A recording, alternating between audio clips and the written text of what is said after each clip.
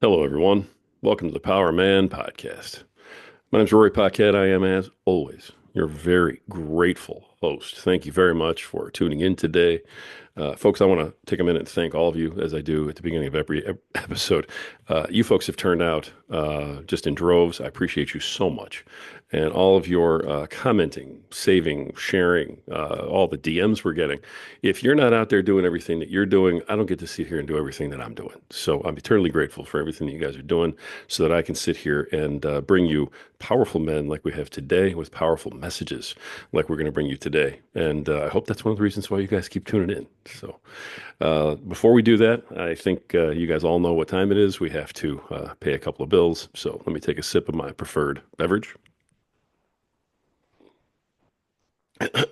Oh, that's good stuff. You guys all know what we're drinking. That's right. It's Freedom Hill Coffee. At Freedom Hill Coffee on Instagram. Go check them out. Deep, dark, rich, bold, beautiful. Just like my wife. They brew a mean bean. It's absolutely fantastic. They do all the right things for all the right reasons, and they support veterans, which is another big reason why we support them. You guys all know how important veterans are here at the Power Man Podcast. So do they. That's one of the reasons why we support them. Freedom Hill Coffee at Freedom Hill Coffee on Instagram. Go check them out and tell them the Power of Man sent you. One more sip of this so I can keep up with this guy on the other side of the table. All right, I will be drinking that throughout the episode just so that I can keep up. I'm getting a little long in the tooth, man. Jeez, I'm getting a little more gray over here. This is getting a little crazy. Thank you for sticking with us, and let me introduce today's guest. You guy's fascinating already. I've only talked to him for a couple minutes, but just reading some of his stuff, it's really been amazing, and you guys are going to love this today. Two-time best-selling author and visionary behind the Mara Project, author of Soul Path and Embrace the Elements. Please welcome Marko Petrovic. Marko, how you doing today? Doing good, thanks, Rory. Thank you for that introduction. Yeah, I appreciate you being here. Listen, for anybody who hasn't had the opportunity to meet you yet, let them know who is Marko Petrovic. What are you about? What brings you here today, sir? Yeah, appreciate it, Rory. It's saying sure Marko Petrovic is someone that was fascinated about living a life that's truly inspiring to him. And when I speak about inspiration, I don't mean hype. I mean feeling the force of life move through me each and every day and feeling a sense of aliveness in what I do. And so Marko Petrovic most recently is someone who was willing to put himself through the flames of transformation countless times to understand who he is first and foremost. And as a result of that, sculpt a life that is of true inspiration. What that looked like for me was I ended up selling everything that I owned about 5 years ago, which included a 40-acre property. It included all my belongings. It included parting ways with my relationship at the time and booking a one-way ticket to Mexico. So I left my life in Australia and went all the way to Mexico, not knowing the language, not knowing anyone apart from one person, and not really having a plan, which is a pretty scary thing when you've lived most of your life according to a set template, right? But that was the start of me understanding who this version of Marko is that you're speaking to right now. And a few years on, and some initiations, and a best-selling book, and well, there's a few fascinating stories that we can explore there.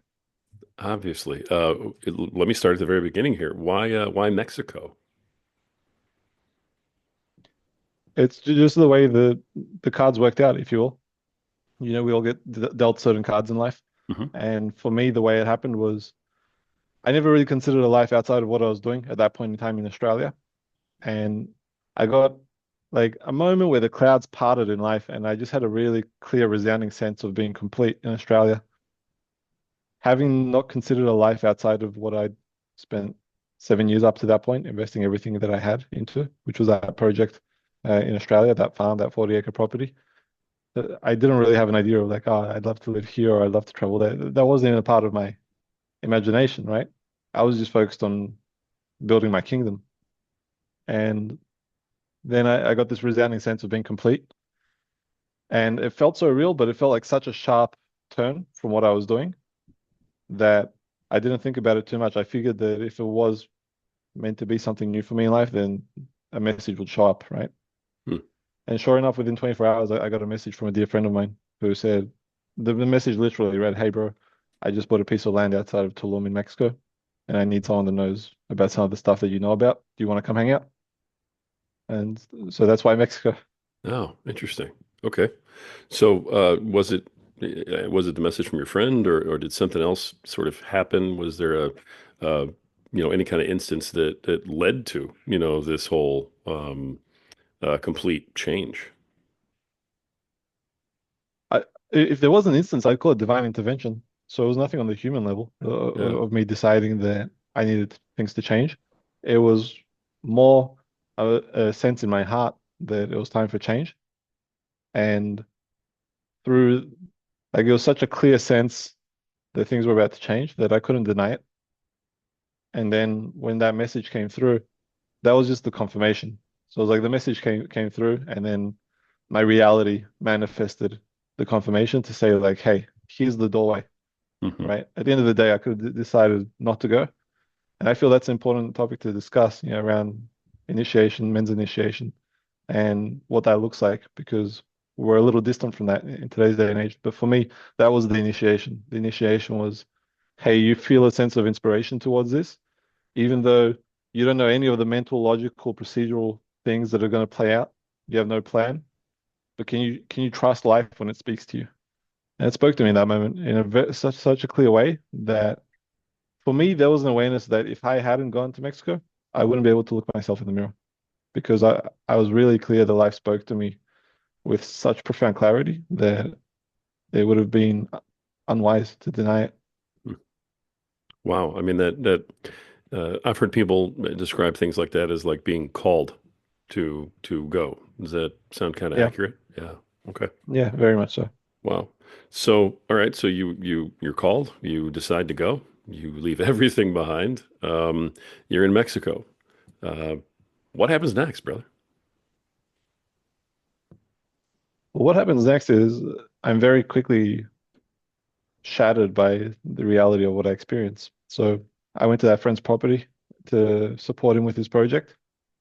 And what I realized upon arriving there was that what he was doing was very similar to what I just lived for the last 7 years. And I had a moment where I had to get real with myself and realize that all I've done is change the scenery.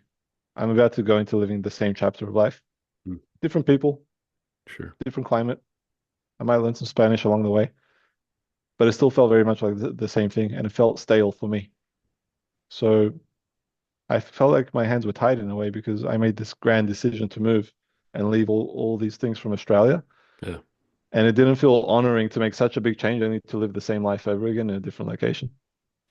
So I had a moment where I didn't have anything else to do other than pray and meditate and, you know, just pull my foot off the accelerator and take a few moments to figure out what my next turn would be. And my next turn actually came through another message, through a message that invited me along to meet one of the indigenous custodians in Mexico. And for me, I've had a fascination with indigenous culture for a very long time, from the Aboriginal people of Australia to South America to Mexico to Northern America, the Philippines, all over the world. I've had a fascination with indigenous culture. So when I got that invite, I thought, you know what? It's a night around the fire. It'll probably do me good anyway, even if I don't speak the language. Like I can hang out with the fire, and just have a peaceful night for myself, if nothing else. But that night around the fire ended up being the flame of inspiration that ignited what is my life now. Wow.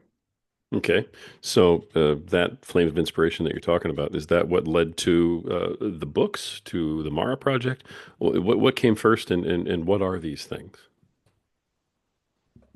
Yeah, great question. The book is probably like a summary of the journey, right? For me, that moment when I sold everything and booked that ticket to Mexico, I didn't realize it at the time, but I was stepping on what I call my soul path. And different people speak to the soul path in different ways. Speak about it being aligned, about it being God's plan, the universe's plan. Um, you know, different ways that we can relate to it. But there's this sense, generally speaking, amongst people that there is like a version of life that we can all live that is deeply inspiring to us, and that feels like we're engaging with life in such a way that I experience it as equilibrium. So people speak about balance, but I feel like the word balance has been bastardized. We can speak about that later if you want. So I refer to equilibrium because I feel like equilibrium speaks about the universal law of equality, right? And so if I'm living in alignment with the universe, then I should be experiencing equilibrium. What that looks like for me is equal amounts of support and challenge, right? So enough challenge to make me grow, but enough support to have me be able to draw on resources to move through the challenges. Too much challenge, and I might end up getting depressed and down in the dumps. Too much support, and it's like the bird that never gets kicked out of the nest and never learns how to fly, right? So I look for that as a general measure of whether I'm on the soul path. And for me, this was the journey of me making the decision that, you know what, I never wanted to ask myself the question of, am I living that aligned path? I just wanted to live it. And in doing that, what it looked like for me was I made that big change. And then arriving in Mexico, I had that one ceremony and a few more after that that quickly led me to a point of inspiration to spend some time silent. So I decided to spend a little bit of time silent, and I found such a nice groove in it that that little bit of time ended up turning into 9 months. 9 months of silent. And yeah, so during those 9 months, I spent a lot of time with indigenous communities. They invited me to different pilgrimages, to ceremonies. I got to experience some of their rituals, their rites of passage, and I got to experience it through silence. Now, I didn't plan it at the time, but what I found fascinating when the inspiration came for me to break the silence, I backtracked to when I started, and it worked out to exactly 9 months. And I thought how interesting that it takes a child from gestation to birth, right? 9 months. So in many ways, I left the life that I knew entirely in Australia, went to Mexico, and had a full rebirth through the sacred spiritual waters of indigenous cultures in Mexico for me to understand my connection to life in a really clear way. So that was my prayer manifest. And so Soul Path was just a book that I put together that wasn't about like being a mentor or a guide or a teacher or a preacher or anything like this. It was just about people riding shotgun with me. And I pulled out 22 of probably the wildest stories that people might come across because so many times when I recounted these stories to close friends or family, they mentioned how it sounded like a movie. And I said, well, you know what, let me share some of these stories for the wider audience because I could see the inspiration that people drew from it. And for me, it was just that. It was like, hey, here's one guy that was crazy enough to just give it all to life and say, let's go, bring it. And here's a collection of 22 short stories, right? There's challenges, there's beauty, there's triumph, there's betrayal, there's a little bit of everything in there. That's the human experience, right? And so it's that, and then some journal notes along the way, like what I learned about myself, how I experienced certain things. So that's Soul Path. It's that's the book that I released last year, and I'd say that's the first masterpiece of my life. That's the first time that I've really done something to such a degree of impeccability that I can look back at it for the rest of my life and say, you know what, like, that's definitely one of the big pieces of work for me. That's great. I'm And still then trying. Go ahead. through that, Yeah. and then through that journey of the Soul Path, the Mara Project was born. And the Mara Project was nothing more than uh, allowing people to experience the same connection to nature as what I got to experience. And when I speak about connection to nature, I'm not speaking about like hugging trees. Like, yeah, that can be a part of it, but the nature within ourselves as well, right? And the more I came into contact with that, the more that my life started to make sense. So that's why I'm so passionate about it, so inspired about it, and love doing it. And what that looked like for me was, um, there's a chapter in this whole path book where I speak about getting stuck with only 200, sorry, 400 pesos to my name, which is, I think it's like 10 or 15 US dollars, a flute and a sombrero. And I was only worth the money that I had on me because I was in a place that was about 10 years behind the digital curve. So I couldn't pay pass for anything. I couldn't use my cards to pay for anything. So all the money I had in my accounts was worthless to me, right? It was only paper bills that meant anything. Wow. So I had to figure out how to get myself out of that situation and still not speaking the language at that point in time. So I ended up busking my way through Mexico for about 3 months, through some of the most dangerous areas of Mexico, with nothing but my flute and my sombrero. And I just figured it out day by day. And during that journey, it kind of seemed very random at the time, but things started to make sense for me as time went on. Because what happened was I started to learn about certain plants that, even within Mexico, are not that well known, but have profound qualities to them in terms of the way that they can support us. So I ended up creating a product. You can probably see I've got some of them on the back shelf there. I ended up creating a product called Dragon's Breath, which is a fascinating plant extract that does incredible things for one's health, for mental clarity, for focus, for a whole range of benefits. And I fell in love with that and started making it for myself. And then one thing led to another. Some people tried it, they asked for some. And now I'm blessed enough to be able to sell this around the world. Wow. So that's my project. There's the physical products, and then there's some retreats as well that we put on to give people like a concentrated dose of what I experienced, because I recognize that not everyone's in capacity to give up 9 months of silence to go and discover their connection to life. But as best as I can, I wanted to give people like a really focused dose of that through some retreats out in sacred sites. Now, you mentioned, I read that earlier, that your retreats take place in sacred sites. Can you give us an example of what some of those sacred sites might be? Yeah, for sure. So, I mean, the one I've got coming up in October, that one's going to be in a place called Amatlan de Quetzalcoatl. And that's a place about 2 hours outside of Mexico City.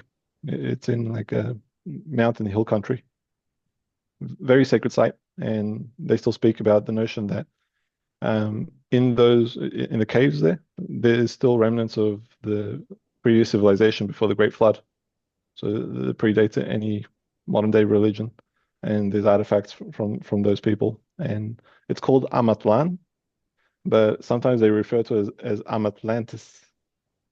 So they hold Hmm. belief that, well, not just that they hold belief, that they have proof in the mountain country that there used to be a very intelligent civilization that existed there.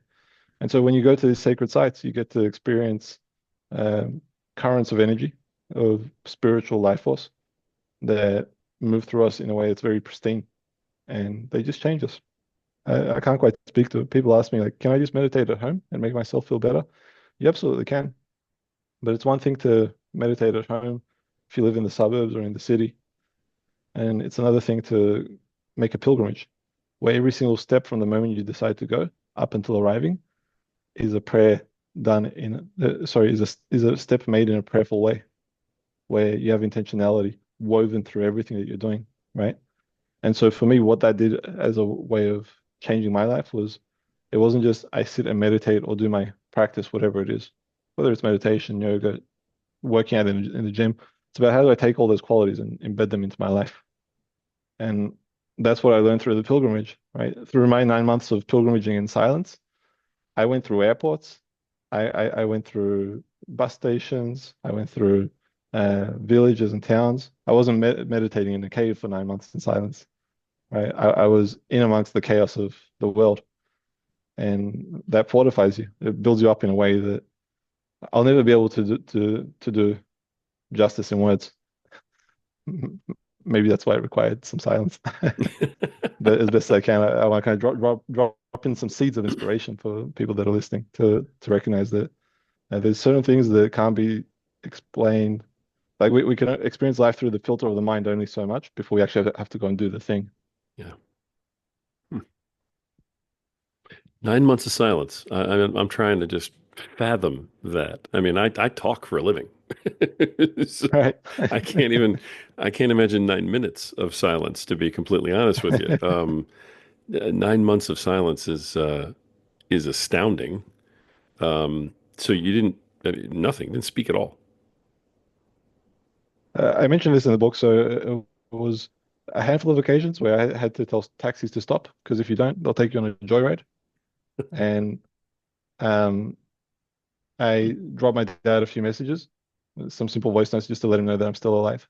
Yeah. But I wasn't communicating in any way to have conversations or something like that. And only if it was absolutely if it was necessary did I speak. To the point where I went through some airports where once I was mistaken for an international criminal, probably because I was in my vote of silence and I didn't see a necessity to speak. But it ended up involving a significant process of procedures with the officers of border control, because I think my silence put up a few flags for them, you know. Um, Probably. that that's the journey. Right. The other book, Embrace the Elements. Where does that come into play? I'm curious. Yeah, Embrace of the Elements for me was about temple wisdom. So when I speak about temple wisdom, I'm not speaking about like, the grand temples that where some people might go for devotional practices. I'm speaking about this temple that we get to live in every day, right? So one of the things that I've experienced over time is that people might go to, like, let's say, the pyramids of Egypt, right? A very popular sacred site. And they might come back and be like, that was cool, but I didn't feel anything. And I'd say that we can only experience these sacred sites and the current of life to the degree that we're actually in contact with ourselves. And so embrace of the elements was actually like, how do I actually embrace these elements? How do I embrace them inside of myself? So what's my understanding of earth inside of me? What's my understanding of water inside of me? What's my understanding of fire inside of me, of air, and of space, or love, or ether, however you want to look at that. And so I explore those five elements in depth and just give people some practical takeaways so that they can start to cultivate their own relationship with it.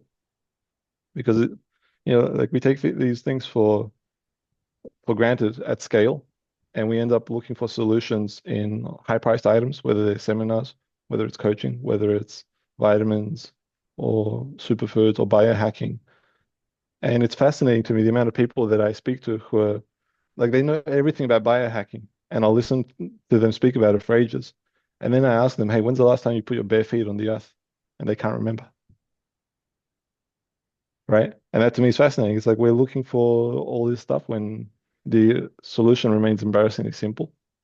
And to me, it's wild that we had to go through and actually do study to confirm that putting your bare feet on the earth does have a profound benefit. But yeah, it's there. The science is there as well and speaks about it at scale. But like you don't need science to tell you what makes you feel better. You have this whole instrument, this whole antenna that speaks very clearly. And so Embrace of the Elements was about understanding the antenna. Because I experience us as if each one of us as a body is like the needles that an acupuncture person practitioner might use on the body, right? So we're all walking on the body of the earth, and when we go to certain sacred sites, it's like that needle gets a certain vibration, it gets a certain current of energy, and as we go through and when we visit some of these places, it opens things up inside of us, because just like there's rivers and mountains all throughout the earth, there's rivers and mountains on this body, in our veins, in our knuckles, in our joints. And for me, it's been about weaving my understanding through a very visceral, direct experience uh, through the embrace of the elements. I mean, I've heard of grounding, so I have an idea of what you're talking about, of course. My wife Yeah. definitely is much more well versed in everything that you've just said than I am. She's been trying to kind of bring me over to your side of the aisle, but and so I've been exposed to a lot of these types of things because she absolutely practices those things a lot. The um, Beautiful. the question that I have right now, out of everything we've been talking about, is these sacred sites. Um, you feel as though they are much more concentrated in the energy. Did they resonate higher, vibrate higher than other places on Earth? As a general response, I'd say yeah. Okay. And there's a number of reasons why. Like when you look at temples, right? Hmm. Or even if you look at, for example, I'm in Serbia right now.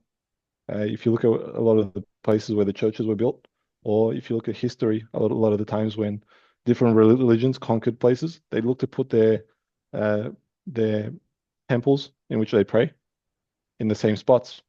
And typically they were because they had an understanding that there's a certain energy that moves there that's more pristine, Hmm. right? And then when you look at these grand temples, for example, the pyramids of Egypt, they meet up with what's known as ley lines, like currents of energy that move through the earth. That they concentrate them. So the pyramids are looked at as like people speak about crystal energy, right? And some people wear crystals and all this stuff. And like I'm wearing something right now. Hmm.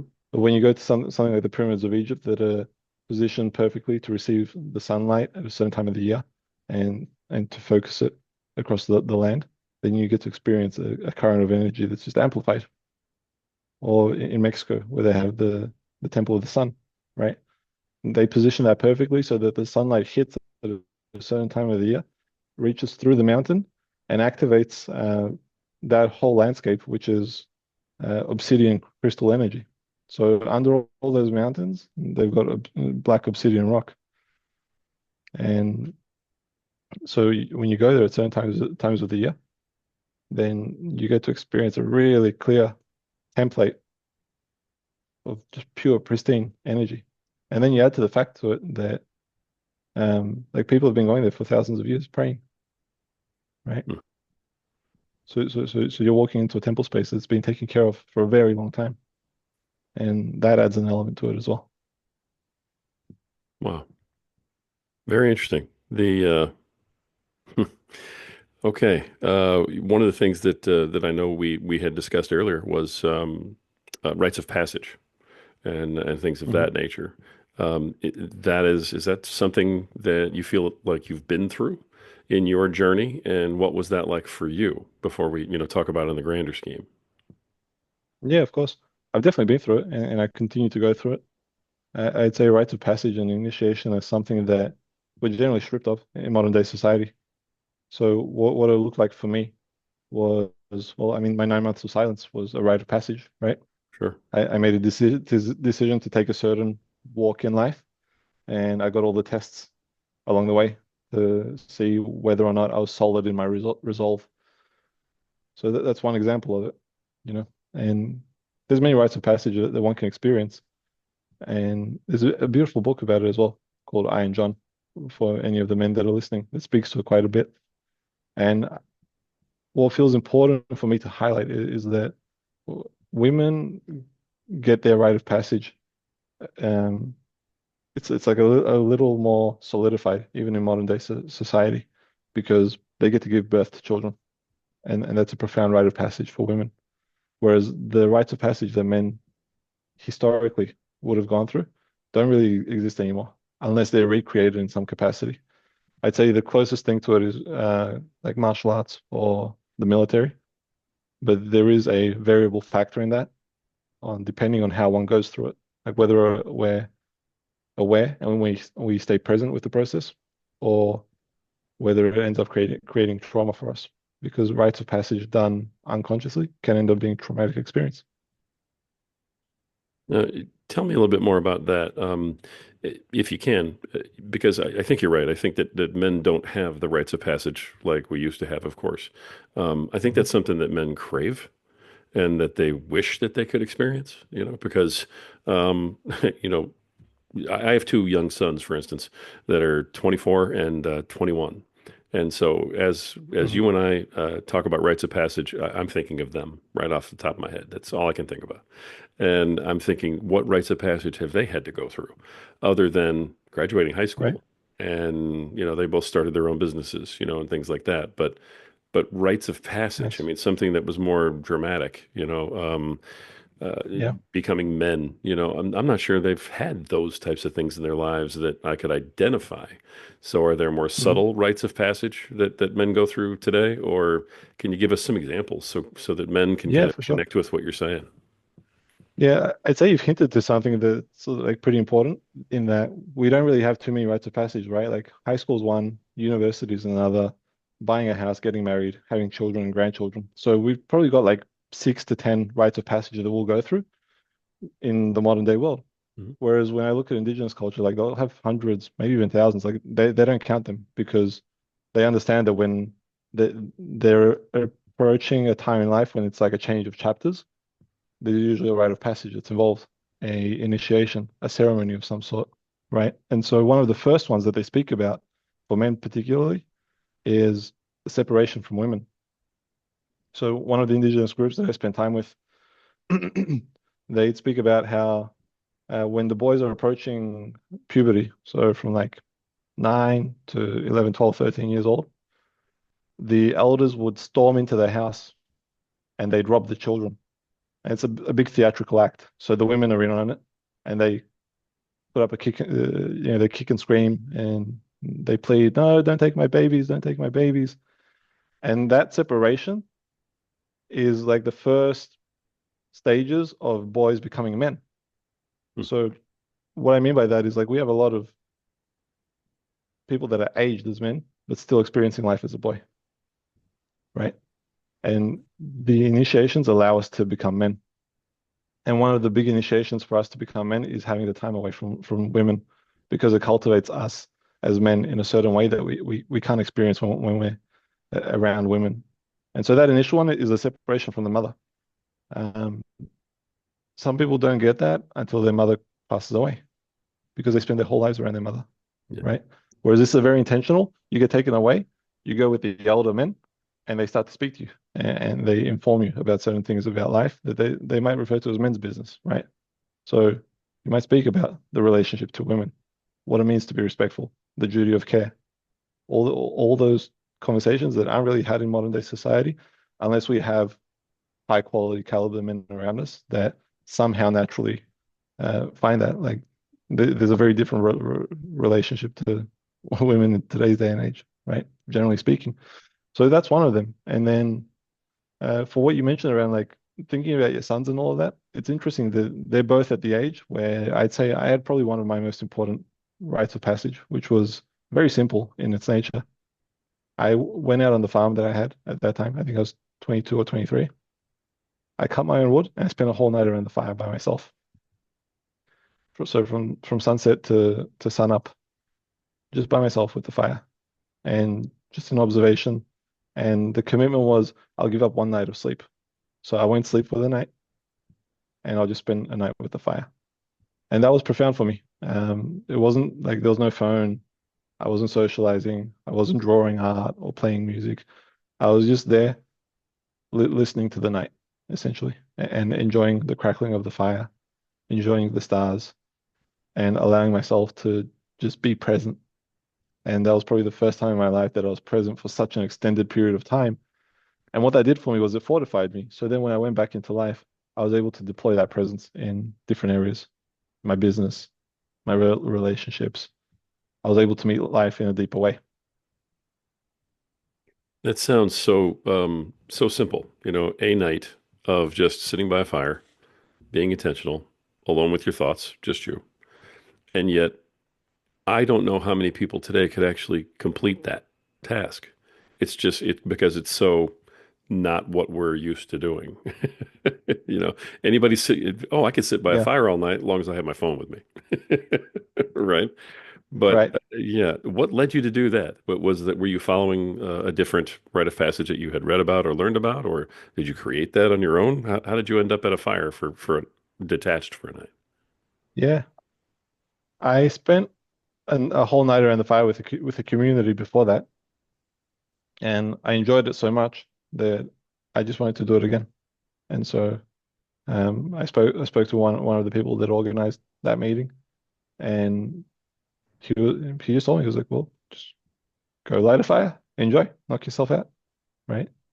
It- One of the two things will happen. Like you get flawed by the fear of because any rite of passage usually carries a degree of fear. Like, can I do this, right? Do I have the resourcefulness within me to stay awake for the whole night, to not pull up a sleeping bag and put myself in a tent, but to actually just be there, right? So that was very, very real and very alive for me. And even just to cut one's own wood, like it's easy to pay for wood and be like, ah, yeah, light the fire, right?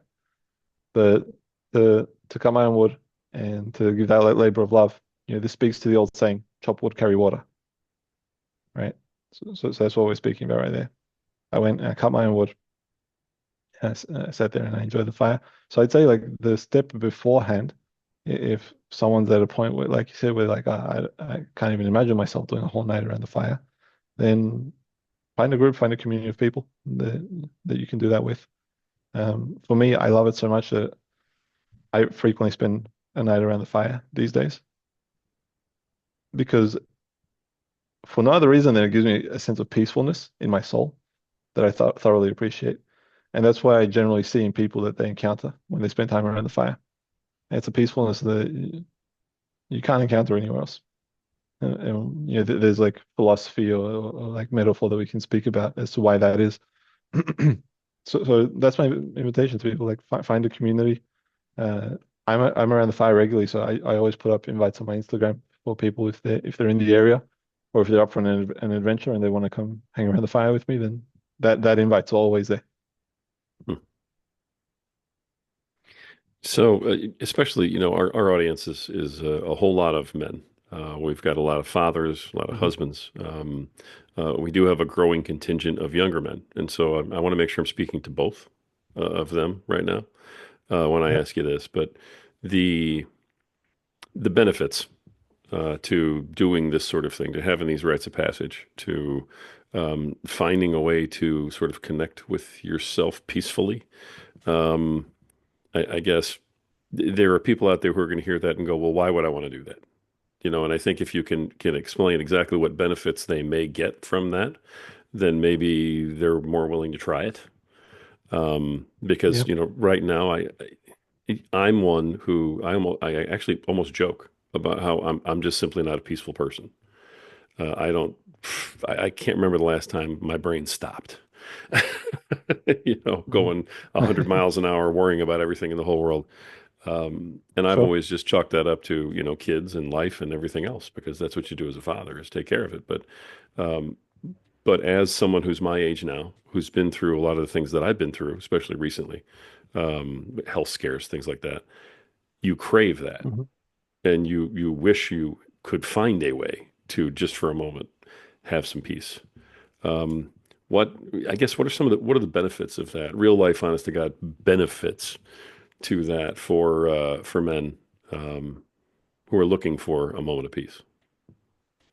Yeah. To answer the question, I feel value in like giving a little more context to what I mean when I say peace. I'm not talking about like the hippie like woohoo peace man, nor am I talking about like meditating with your hands like this and like chanting Om for hours. Like for me, peace means I'm settled, I'm centered, I'm still, I'm clear, I'm sharp. So it's more of the hunter who knows what he's hunting, right? Right in that moment before he takes the shot, he knows exactly what his target is on. The initiated warrior, they spoke about initiates as warriors, but not as warriors who would go and kill, warriors who lived with their heart. So that means a life of service, right? So everything you spoke about, like you're doing all these things for your family, for your kids, for all of this, and you're spinning many plates to take care of all of it, which as you should be. That's your purpose as a man, Right. to be the guardian, to be the protector, to provide as best as you can with all your resources. A night around the fire, the peacefulness that I speak about is it allows me to organize my mind.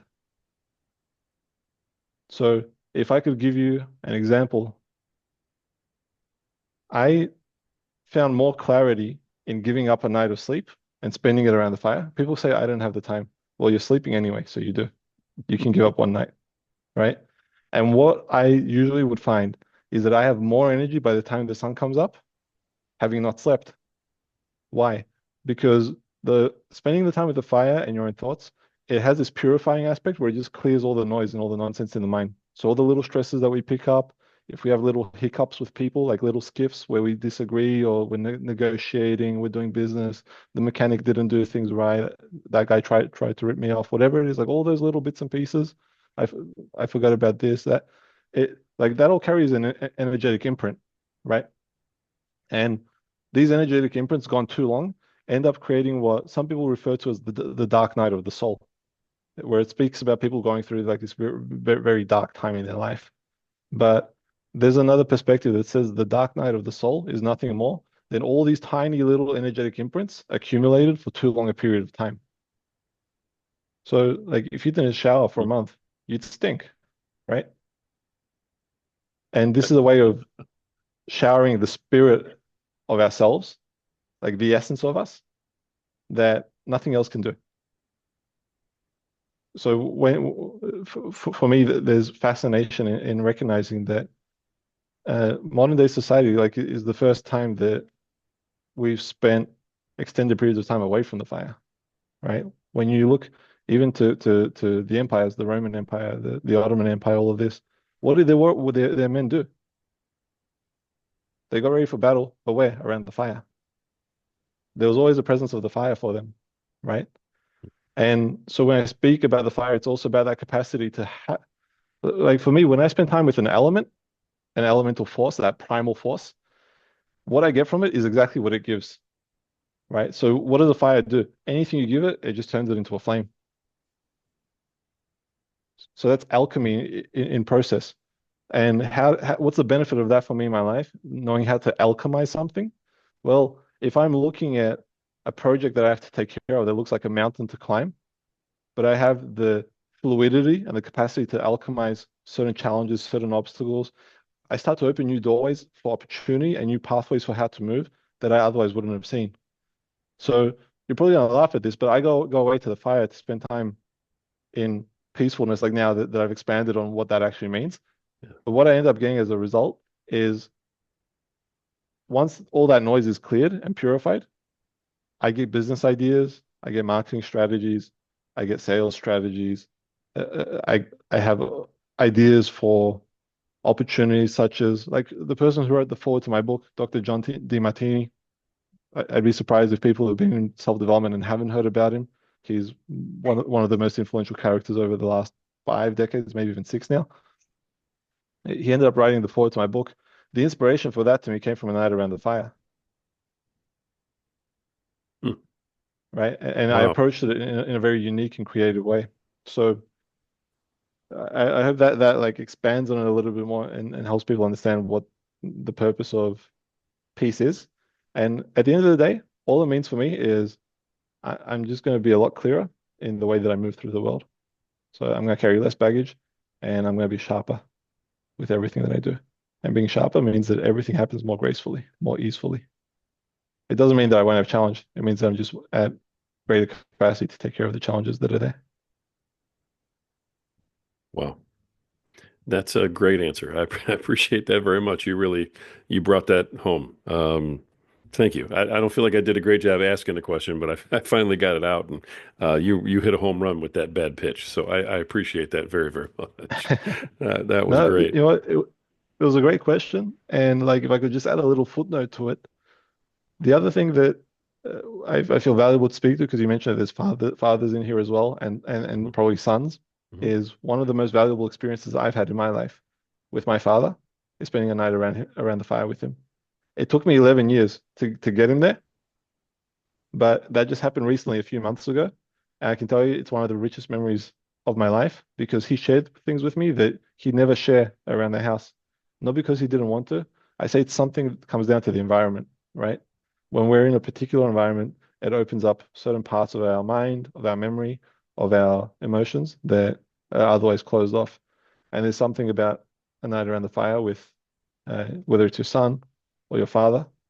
I mean, with the whole family, but I'm speaking specifically to father-son relationship here, because generally for sons, like we look upon our dads as a reflection, right? And sometimes we don't have to get some of the most valuable conversations that we could have because we haven't offered one night of not sleeping to go hang out.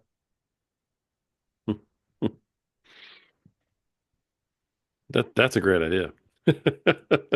I can't imagine anything that would be more incredible than doing that with my sons, to be honest, as a father. So, Yeah. yeah, I think it might be the other way. It might take me 11 years to get my son to go out there and sit by a Hopefully, fire with me. That's great. Wow. Okay, so the Mara project then is that like just an accumulation of everything that we've been talking about today? pretty much. Yeah, it's the products that have been birthed through my travels. And so I was really big on like I don't care to bottle fads just for profit. Like I wanted to bottle quality and stuff that can actually sustain people in their own journey in ways that are profound. And so that product Dragon's Breath that you mentioned before we jumped on the air, that's one example of that.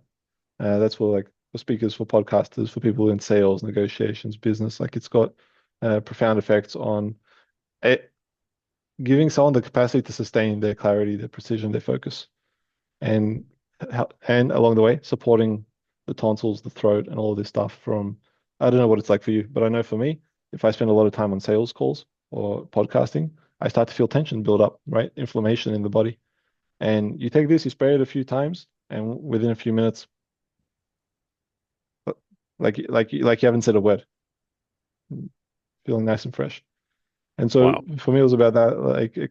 If I happen to stumble across something that I can see is one of those little things that's like a very high lever that we can pull that can move the needle for us, then that's the purpose of Mara project. Yeah. And that is through products, like I just mentioned, and also through services. Like I know if someone came and spent 7 days with me at a retreat, that would move the needle for them in a way that they might not move themselves for 10 years. And I don't say that because that's what I think of myself. I say that because that's the feedback that I've had from people. That's awesome. And you said the next one that's coming up is in Mexico? Well, I've got a short one coming up here in Europe uh, at the start of June. Oh, And okay. then I've got that 7 day one in Mexico. Yeah. Okay. Excellent. Wow. Okay. So, to kind of bring this back around, if somebody wanted to look into one of your retreats or check out your Dragon's Breath product, then where do they go to find that out? Yeah. Best place is to connect with me on Instagram. My handle is Meet Marko, like nice to meet you, MeetMarko. Wow. Okay. All right. We'll make sure that that's in the show notes. You've unpacked a ton today, and I'm I'm incredibly impressed. And if somebody comes on here and gets me thinking the way I am right now about all this different stuff, and gives me something that I want to act on, like I really want to look into doing this all night fire with my sons. I just think that would be Beautiful. amazing. So if somebody comes on and hits me like that, then you're hitting some of my listeners like that, I'm sure.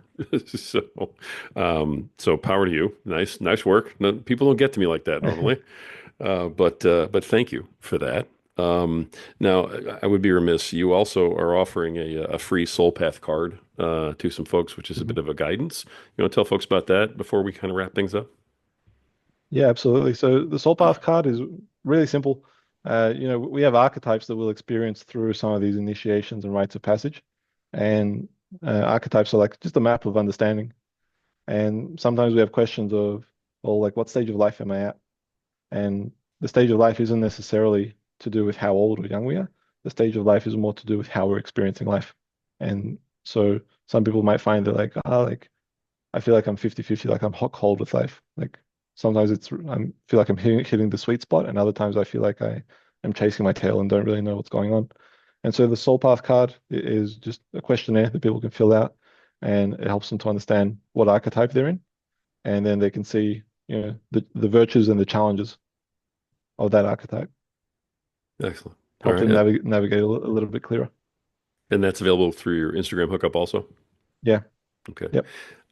Last question for me, and then I'm going to turn it over to you for a minute. But and I missed this earlier. I want to make sure, if you don't mind, what is it you're wearing around your neck that you referenced it earlier? Yeah. This is a gift that I got last year, actually. It's called a dragon's tooth, and it was made by someone who's now a very dear friend, but it was just gifted to me. And it was gifted to me at an interesting time because I said that, like, I had this bracelet that I wore for a long time. And when it came off, I said that I'm not going to wear jewelry anymore. Like I just wanted to experience, the vessel without jewelry. It was just a little detail that I wanted. And then my birthday came up a few months later, and I got gifted this, which is a stunning and beautiful piece. But even more fascinating about it is that it carries a seed in it that is from the place that I was born. And the guy who made it, he didn't know about me before making it. Like we met after the fact. So on some level, it was like it was made for me without him even knowing. And the person who bought it was a third person. So she saw the piece and she bought it for me and gifted it to me for my birthday. So it was just this wild connection of the dots. Yeah. And I looked at it and I said, how can I not wear this? Right. So it's like a little amulet that I carry that reminds me of, the power of the mystical world, something like a dragon. Speaks about it being a dragon tooth, and also to remind me of the beauty of life. When we live according to the soul path, the way that I spoke about it, then we get to experience more of these magical moments that I oftentimes refer to as being something far better than what I could orchestrate at the level of my mind. Nice. Nice. An instance where really there's just no logical reason why that ends up in your hands, but it does. Yeah, Yeah. Love it. Love it. All right, I'm going to stop asking questions. I'm going to go ahead and give you the floor for the last minute or two here. Is there anything that I forgot to ask you? Is there anything that maybe we talked about, but you want to drive home, a little harder, or any leave behind or parting thoughts you want to leave with our audience? The floor is yours, sir. appreciate it, Rory. Um, but first off, I want to give you a profound thank you for just giving me the space and the opportunity to jump on today because it's been insightful, it's been beautiful, and I've thoroughly enjoyed sharing this with you and your listeners. If there's anything that I wanted to drive home a little bit more, it would be what we spoke about in terms of uh, the stages that a man goes through. And I know that there's a general sense in modern day masculine culture to be strong, to not cry, to hold things in, and all that kind of stuff. And I'm not batting for the other side. But what I am batting for is people not suffering. Yeah.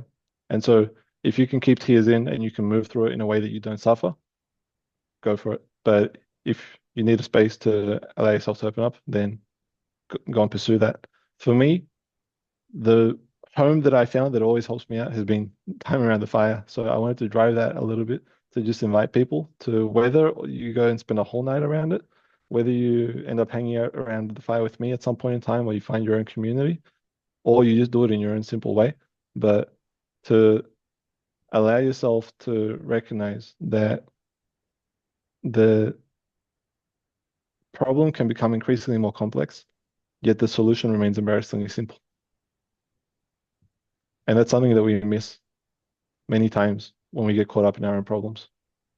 Because it's like the more we drive our minds into that problem state, where attention goes, energy flows, right? So the more attention we give it, the more the problem expands. Whereas the solution for me has always been no matter what I've gone through, and I've gone through some wild stuff, which people can read about in my book if they want, but I light a fire and I find a solution relatively fast. And I just wanted to leave people with that note to remember that there is an embarrassingly simple solution available to each and every one of us and to pursue it in your own way. If I can help out in any way, I'm there to help out. But allow yourself to open to the magic of life by believing in more miracles and believing in the fact that things like someone making a necklace for you before they even knew about you can happen and is a reality that each and every one of us can experience. And I use that as a metaphor to say that like whatever it is that we need, it can find us if we open to it. Great wrap up. Great wrap up. That was awesome. I appreciate you very much, and I love the ideas that you brought here. You're talking about things that don't get talked about very often, but I think men feel them even if we don't think them. You're resonating a lot with what you're saying today. I really do appreciate you bringing that here. Yeah, appreciate it, Rory. I mean, that's the call of the primal, right? I'm just one messenger who happened to encounter the fire enough to say like to hold up the mic and say this way. Beautiful. All right. Um, Marko Petrovic, thank you for coming on. We'll have all of your links in the show notes, books and your Instagram and everything else. Thank you for being on today and sharing your message. It's been fantastic. Thank you, Rory. I've had a great time. Thank you. Me too. Folks, that's been another powerful episode of the Power Man podcast. And the reason that we bring powerful men like this on here with these sorts of messages is because sometimes, we have to think about things a little bit differently. There's that old adage, if you always do what you've always done, you're always going to get what you've always got. Sometimes you have to open up your mind and say, look, what I've been doing isn't working. I'm not feeling the way I want to feel. I'm not doing what I want to do. And you have to consider some different paths. Marko has brought a lot of things to light today for us to give a lot of thought to. I'm going to definitely check out his book. I hope you guys do too.